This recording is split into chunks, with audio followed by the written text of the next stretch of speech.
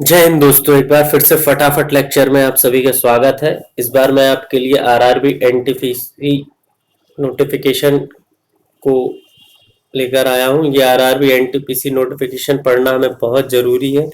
इसके पहले मैं वीडियो लेकर आया था कि क्या गलती ना करें आरआरबी एनटीपीसी में या किसी भी कॉम्पिटिटिव एग्जाम में। अगर आप एक एस्पिरेंट हैं तो सबसे पहला आपका काम ये होना चाहिए, कोई भी एग्जाम आता है, वैसे भी एग्जाम हमारे यहाँ बहुत 2-2 3-3 साल 5-5 साल के गैप में आते हैं। अगर आप परीक्षा दे रहे हैं, तैयारी कर रहे हैं और आपको सरकारी नौकरी चाहिए तो आपको उस परीक्षा का नोटिफिकेशन पढ़ना बहुत जरूरी है, ताकि बाद में कोई मिस्टेक ना हो या बाद में आपको पछतावा नहीं हो। क्योंकि कई बार ऐसा होता है कि हम चीज़ें पढ़ते नहीं हैं और फिर बाद में हमें प्रॉब्लम होती है। तो हम आरआरबी एनटीपीसी नोटिफिकेशन पढ़ेंगे। इसमें मैं समराइज वे में आपको बताऊंगा जो काम की चीज़ें हैं। तो ये नोटिफिकेशन सेंट्रलाइज्ड एम्प्लॉयमेंट नोटिस है, केंद्र के द्वारा जारी किया गया है, जिसका नंबर है CEN नंबर 5/2024। जब तक इसका आपका लास्ट फाइनल रिजल्ट नहीं आ जाता तब तक आपको CEN नंबर 5/2024 से ही सर्च करना है। एनटीपीसी का फुल फॉर्म आप लोगों को पता ही होगा, नॉन टेक्निकल पॉपुलर कैटेगरीज। ये वो टेक्निकल वाला एनटीपीसी नहीं है। अब हम देखेंगे इसमें इसका जो कंटेंट है, इसमें हम बेसिकली जो कॉमन कॉमन चीज़ें हैं वो देखेंगे। फिर उसके बाद हम आगे देखते चले आएंगे। ठीक, जैसे कि सबसे पहले इम्पोर्टेंट डेट्स इम्पोर्टेंट है, फिर उसमें जो वैकेंसीज हैं वो कहाँ कहाँ कितनी कितनी किस किस पोस्ट के लिए वैकेंसीज हैं, किस तरीके से ऑनलाइन रजिस्ट्रेशन करना है और उसका एग्जामिनेशन प्रोसेस क्या है। फिर ऐसे करके हम सारी चीज़ें देखेंगे। तो आइए सबसे पहले हम देखेंगे कि ये आरआरबी की वेबसाइट्स पर पब्लिश कब हुआ। नोटिस 13 सितंबर 2024 को पब्लिश हुआ है। इसका ऑनलाइन रजिस्ट्रेशन स्टार्ट है 14/9/2024। ये बहुत इंपॉर्टेंट है, इस बात का आप लोग ध्यान रखें। ये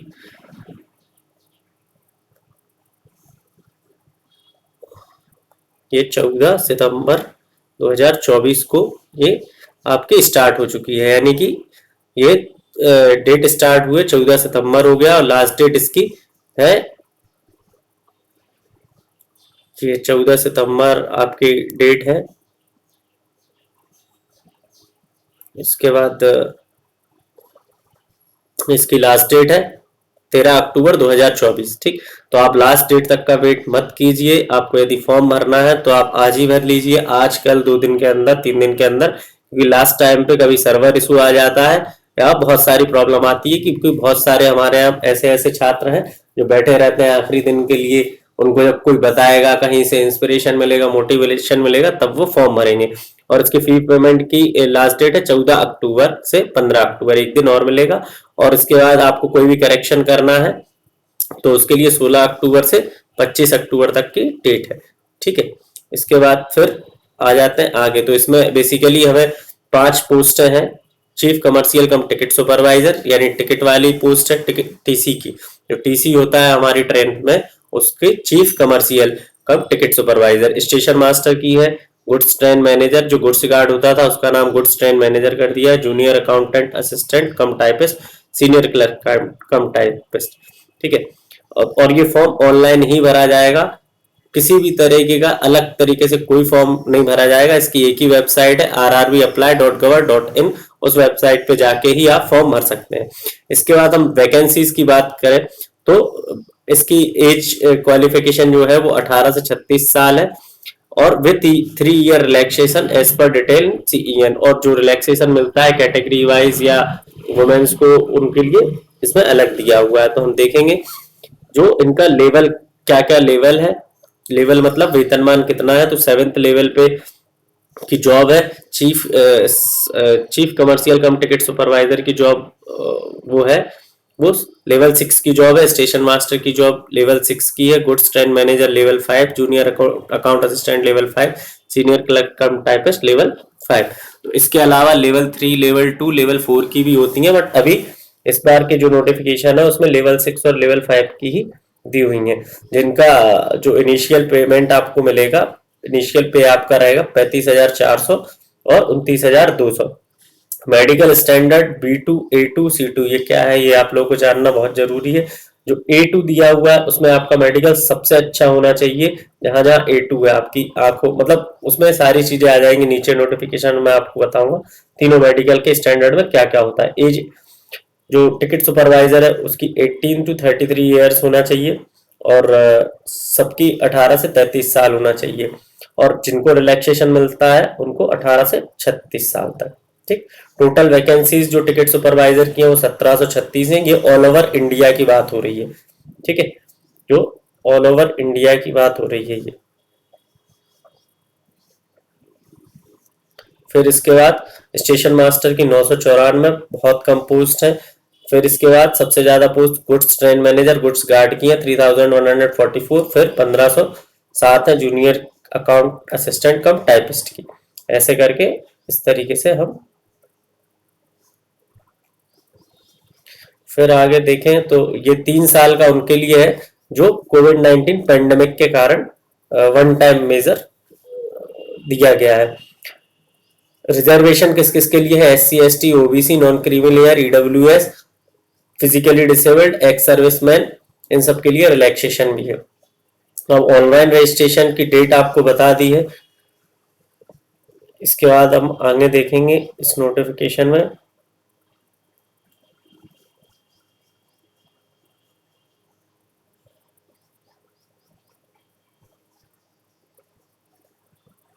इसमें बहुत इंपॉर्टेंट चीज दी है मेल प्रैक्टिसेस, यानी कोई भी कैंडिडेट किसी भी तरीके का अनफेयर चीज नहीं करेगा, किसी भी तरह की गलत चीज नहीं करेगा। चीटिंग करना या पैसे देकर जॉब लेने की कोशिश करना या किसी को गुमराह करना, किसी भी तरीके की चीज बिल्कुल भी वो नहीं की जाए। किसी तरीके का गैजेट आइटम आप यूज नहीं कर सकते टेस्ट में। अब स्टेजेस ऑफ एग्जाम की बात करें तो इसमें अलग अलग स्टेजेस हैं।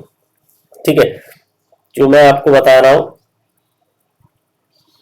There shall be 2 stage computer based test. 2 तरीके के कंप्यूटर बेस्ड टेस्ट होते हैं। कंप्यूटर बेस्ड क्यों बोल रहा है? क्योंकि हम कंप्यूटर पर ये टेस्ट देते हैं।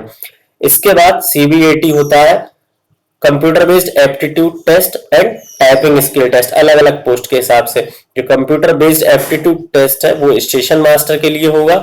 ठीक। और टाइपिंग स्किल टेस्ट है वो सीनियर क्लर्क कम टाइपिस्ट, जूनियर अकाउंट असिस्टेंट कम टाइपिस्ट, इनके लिए होगा। ठीक। स्टेशन मास्टर लेवल 5 की जॉब है। इसमें आपको साई को देना पड़ेगा। कंप्यूटर बेस्ड एप्टीट्यूड ये लोको पायलट में भी होता है। और कुछ पोस्ट ऐसी हैं जिनमें आपका कुछ नहीं होगा, सिर्फ 2 CBT होंगे, DV होगा और डायरेक्ट मेडिकल होगा। जैसे goods train manager, senior commercial ticket supervisor, इन दोनों पोस्ट में आपको डायरेक्ट सिर्फ CBT देना, CBT 1 CBT 2। इसके बाद जो कॉल लेटर्स है वो आप डाउनलोड कर सकते हैं कहीं से भी। ठीक। नाउ शॉर्टलिस्ट कैसे होंगे?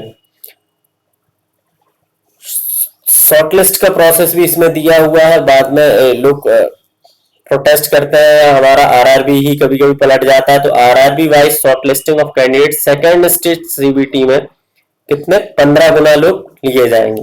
यानी कि यदि 100 लोगों ने पहला एग्जाम दिया हुआ है और 100 लोग क्वालिफाई है फर्स्ट CBT में, तो उसके 15 गुना लोगों को सेकंड वाले में बुलाया जाएगा। ठीक है।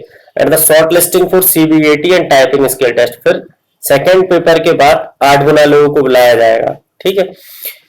Then when a candidate is qualified in first stage CBT and shortlisted for subsequent stages, he will continue to consider, और उनको सेम कैटेगरी में लिया जाएगा। पेपर में नेगेटिव मार्किंग है 1/3 की, इस बात का आपको ध्यान रखना है।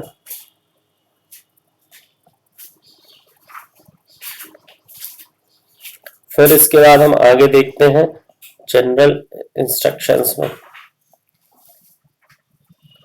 इसमें एक इम्पोर्टेंट चीज और है कि फ्री स्लीपर क्लास रेलवे पास मिलेगा SC ST के लिए,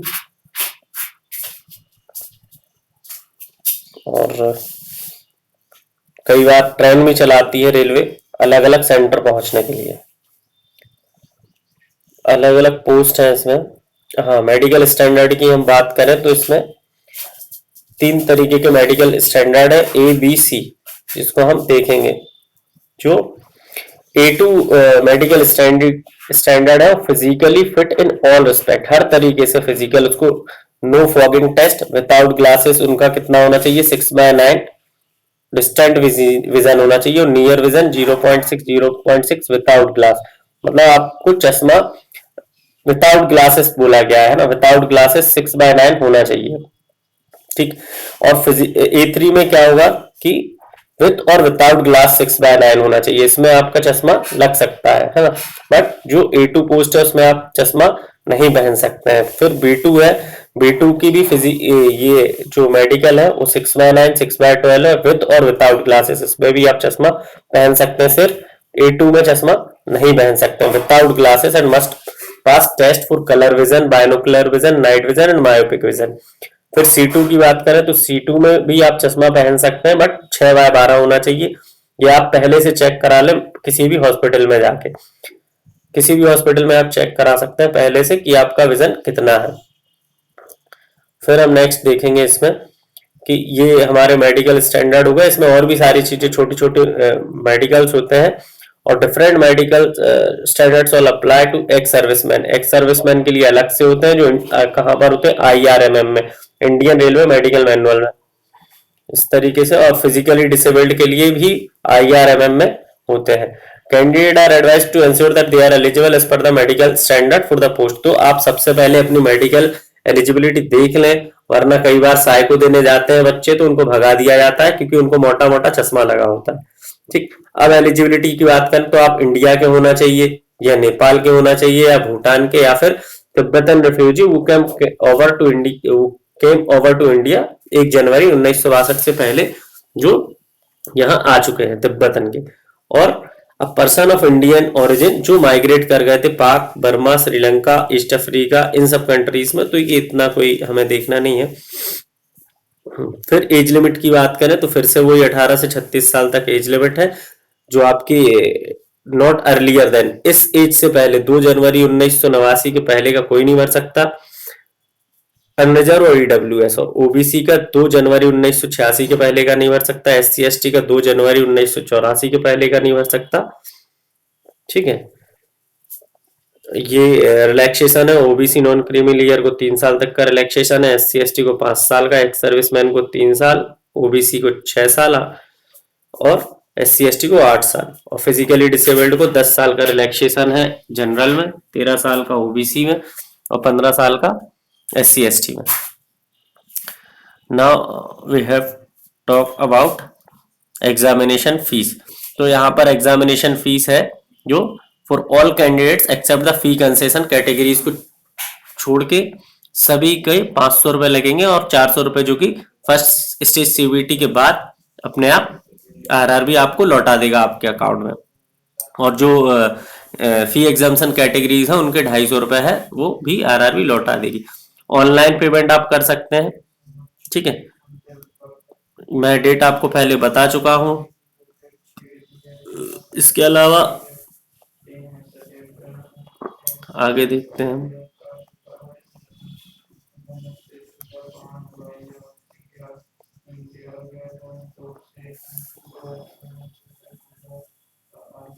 ये अलग अलग मेडिकल का दिया हुआ है, ये आप अपने हिसाब से पढ़ लें। Definition of special disabilities, persons with benchmark disabilities, ठीक। अलग अलग डिसेबिलिटीज हैं, उनके अलग अलग सर्टिफिकेट्स होते हैं, वो आप देख लें, उसके बाद फॉर्म भरें कि आपको क्या प्रॉब्लम है। बहुत सारी चीजें होती हैं, locomotor disability, cerebral palsy, leprosy, cured dwarfism etcetera, ठीक है। तो फिजिकली डिसेबिलिटी क्या क्या चीजें हैं वो सारी आप देख लें।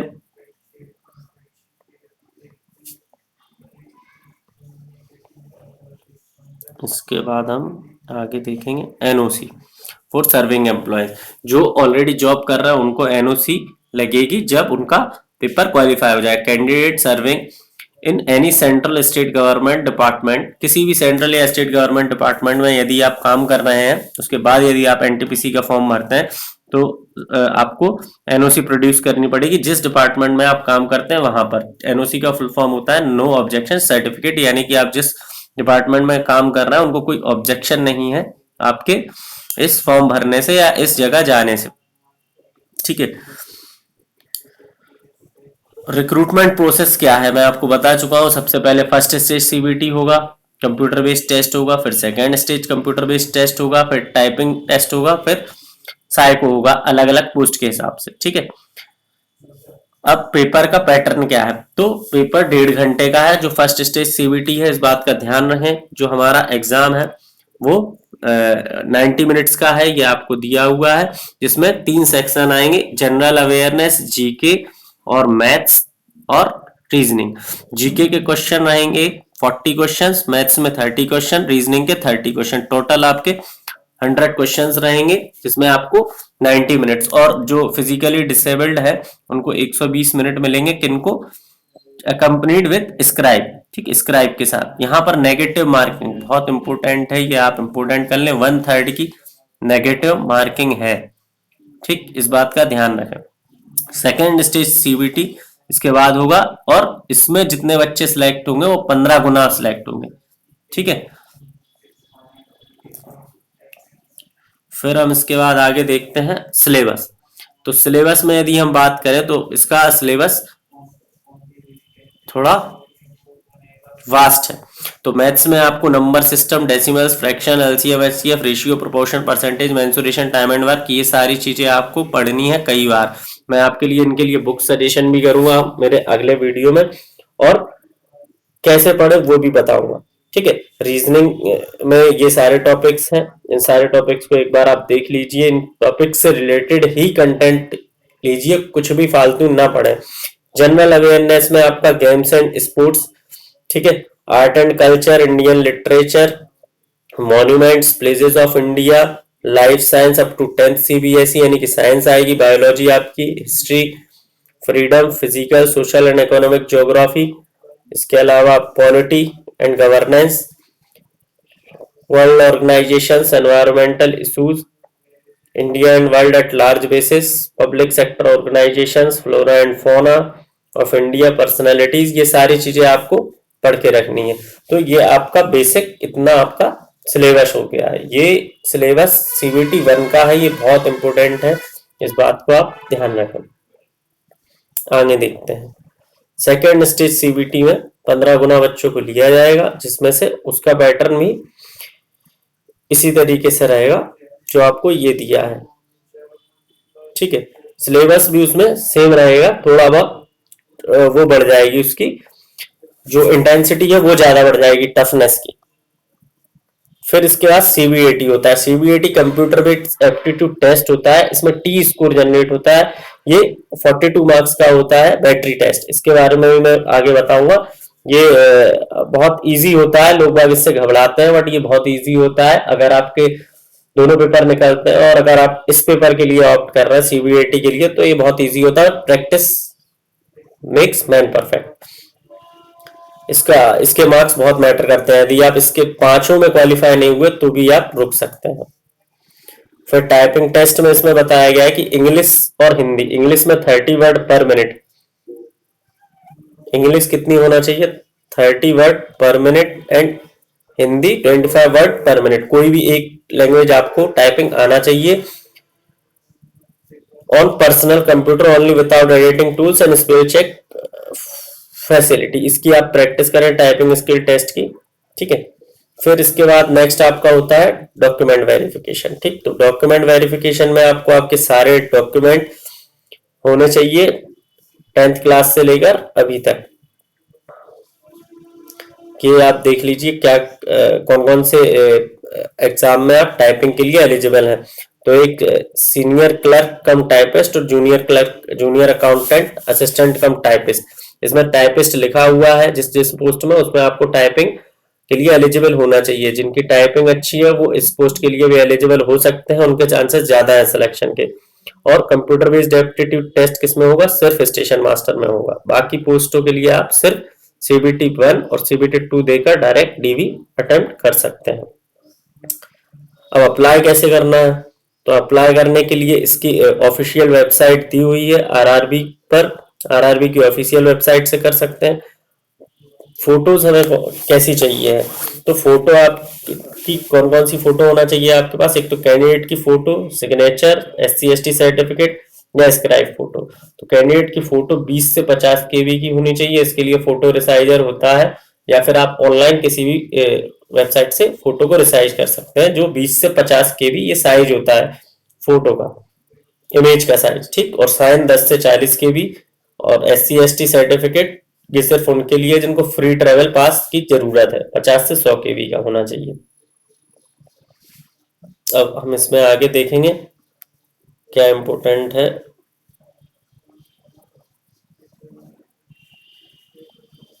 बैंक डिटेल्स फॉर रिफंड, आपको बैंक डिटेल्स भी देनी पड़ेगी। ठीक, फोटो सिग्नेचर। अच्छा, इसमें फॉर्म कैसे भरना है उसका मैं अलग से एक वीडियो बना दूंगा, किस तरीके से भरना है पूरा फॉर्म भरते हुए। सबसे पहले आप ऑफिशियल वेबसाइट पे जाएंगे rrbapply.gov.in, फिर क्रिएट अकाउंट करेंगे। अकाउंट क्रिएट करेंगे, उसमें आपको बेसिक डिटेल्स भरनी पड़ेगी, जैसे कि आपका मोबाइल नंबर डालना पड़ेगा, ईमेल आईडी डालनी पड़ेगी, आपका नाम। ठीक, रजिस्ट्रेशन डिटेल्स में आपका नाम, डेट ऑफ बर्थ, पिताजी का नाम, फादर्स नेम, इसके अलावा आपका मदर्स नेम, आधार नंबर, 10th मार्कशीट का रोल नंबर, कब पास हुए, मोबाइल नंबर, ईमेल आईडी, ये सब जब सबमिट करेंगे आप तो आपको एक बार कंफर्म करने के लिए पूछेगा, और जब आप कंफर्म करेंगे तो आपका रजिस्ट्रेशन होने के बाद एक रजिस्ट्रेशन नंबर जनरेट होगा, वो आपकी ईमेल आईडी और मोबाइल नंबर पर आएगा। ठीक, जो कि यूनिक होगा। फिर आपको OTP डालनी है उस पर, जो OTP आपके ईमेल आईडी और मोबाइल नंबर पर आएगी वेरीफाई करने के लिए। उसके बाद फिर आपका रजिस्ट्रेशन होगा, सिर्फ रजिस्ट्रेशन। देन आपको कैंडिडेट लॉगिन करके बाकी डिटेल्स सबमिट करनी है, जैसे आपका जेंडर क्या है, एजुकेशन क्वालिफिकेशन क्या है, कम्युनिटी क्या है, ये सब चीजें, और पेमेंट ऑफ बैंक डिटेल्स। फिर प्रायोरिटी प्रेफरेंस फॉर पोस्ट, जो पोस्ट है हमारी 5 पोस्ट, उन 5 पोस्टों पर आपको प्रायोरिटी वाइज सेलेक्ट करना है कि किसको आपको पहले लेना है, फिर बाद में किसको करना है। एग्जाम लैंग्वेज को चॉइस करेंगे आप, आपकी एजुकेशन क्वालिफिकेशन, देन आप मदर टंग कौन सी यूज करते हो, आपका मूल आइडेंटिफिकेशन मार्क्स क्या है, फोटोग्राफ और सिग्नेचर अपलोड। तो इस तरीके से आप, ये मैंने सारी चीजें आपको बता दी हैं। मोड ऑफ एप्लीकेशन सिर्फ ऑनलाइन ही भरा जाएगा। देन आपका ई-कॉल लेटर जनरेट होगा जब एग्जाम डेट आएगी। अभी एग्जाम डेट आरआरबी वालों ने नहीं निकाली है। Verification of original documents and format of certificates, ये अलग अलग डॉक्यूमेंट्स आपको दिए हुए हैं, इसमें सबके एनेक्सर दिए हुए हैं। SC/ST सर्टिफिकेट जो फॉर्मेट इसमें दिया है डॉक्यूमेंट वेरिफिकेशन के समय आपके पास वो होना चाहिए। एनेक्सर 1 दिया हुआ है, नीचे हुआ एनेक्सर 1, वो सेंट्रल का होना चाहिए। OBC NCL सर्टिफिकेट भी, non creamy layer, income certificate, minority community, original discharge, medical certificate, ये सारी चीजें। NOC from serving employees with date of appointment from current employer. ठीक है, ये सारी चीजें जो इसमें दी हैं, ये सारे डॉक्यूमेंट आपके डॉक्यूमेंट वेरिफिकेशन के समय बिल्कुल करेक्ट होने चाहिए। आपकी 10th की मार्कशीट, 12th की मार्कशीट और कॉलेज ग्रेजुएशन की भी मार्कशीट होनी चाहिए, और एक डिग्री भी होनी चाहिए। ठीक, 10th की मार्कशीट आपकी डेट ऑफ बर्थ बताएगी। इसमें से यदि आपके पास एक भी डॉक्यूमेंट कम होते हैं तो आपका फॉर्म रिजेक्ट हो सकता है। देन ये अलग अलग वेबसाइट्स दी हुई हैं, जिन वेबसाइट्स पर जाके आप जो भी आप जोन चूज करेंगे, जैसे अहमदाबाद करेंगे, भोपाल करेंगे, पटना करेंगे, कोलकाता करेंगे, तो उनकी ये वेबसाइट्स दी हुई, उन वेबसाइट्स पे आपको बार बार जाके चेक करना है, देखना है। तो ये फुल फॉर्म दिए हुए हैं बाकी चीजों के, ये अलग अलग जोन्स दिए हुए हैं। इसके अलावा फिर ये फॉर्मेट है, ये कास्ट सर्टिफिकेट का फॉर्मेट है SC/ST का। ये बहुत इजी है, आसानी से बन जाता है। आप अपने तहसील में या लोक सेवा केंद्र में जाएंगे, अपना पुराना कास्ट सर्टिफिकेट लेके, और इसको लेके जाएंगे तो वो बनाकर आपको दे देंगे। ठीक है, हर चीज का इसमें फॉर्मेट दिया हुआ है। पूरा नोटिफिकेशन अच्छे से पढ़ लें आप, उसके बाद ही फॉर्म भरें, वरना अगर आप पूरा नोटिफिकेशन अच्छे से नहीं पढ़ते हैं तो आपको बाद में दिक्कत हो सकती है। हर चीज का वो होना चाहिए, डिक्लेरेशन देना पड़ेगा आपको। ठीक है, डिसेबिलिटी के लिए ये फॉर्मेट लगेगा। फिर आपको सेंट्रल का डिसेबिलिटी फॉर्म सबमिट करना पड़ेगा। ये सब आप पहले से बना के तैयार करके रखें। एक भी चीज कम रही तो बाद में DV के समय में दिक्कत हो सकती है। फिर एफिडेविट बनाओ, ये करो वो करो। ठीक है, इसके बाद हम पोस्ट की बात करते हैं, वैकेंसीज की सीधी। ये पोस्ट के बारे में बात करते हैं कि एलिजिबिलिटी क्या क्या है। जो चीफ कमर्शियल टिकट सुपरवाइजर है उसकी एलिजिबिलिटी क्या है कि डिग्री फ्रॉम रिकॉग्नाइज्ड यूनिवर्सिटी और इट्स इक्विवेलेंट, कोई सी भी डिग्री चलेगी, ठीक। आपकी ग्रेजुएशन होना चाहिए। इसके अलावा स्टेशन मास्टर में भी ग्रेजुएशन, जूनियर अकाउंट असिस्टेंट कम टाइपिस्ट और इन सब में आपको ग्रेजुएशन प्लस हिंदी और इंग्लिश में टाइपिंग। ये हमारी पोस्ट है अलग अलग जोन के हिसाब से, तो आप ये पोस्ट वाला नोटिफिकेशन में देख लें कहाँ कितनी पोस्ट है। जैसे टोटल अहमदाबाद जोन की बात करें तो कमर्शियल कम टिकट सुपरवाइजर में 157 टोटल पोस्ट है, स्टेशन मास्टर की 71 है, गुड्स ट्रेन की 244, और इसमें इस तरीके से अलग अलग जोन की है। और जो भी मैं आपको पहले बता चुका हूँ पिछले वीडियो में कि जोन कैसे चूज करें। जैसे भोपाल जोन में 17 टिकट सुपरवाइजर की पोस्ट है, 21 स्टेशन मास्टर्स की हैं और 60 वेस्टर्न रेलवे में, वेस्टर्न सेंट्रल रेलवे में 17, इस तरीके से टोटल 155। तो ये हमारा डिटेल्ड नोटिफिकेशन हो गया। आपको जो भी डाउट हो वो आप कमेंट में मुझसे पूछ सकते हैं। और अगर आपको वीडियो अच्छा लगा हो तो मेरे चैनल को लाइक, शेयर और सब्सक्राइब करें। कोई भी डाउट हो आप मुझसे पूछ सकते हैं। इसके बाद मैं आपको किस तरीके से फॉर्म भरना है वो भी बताऊंगा। Thank you so much.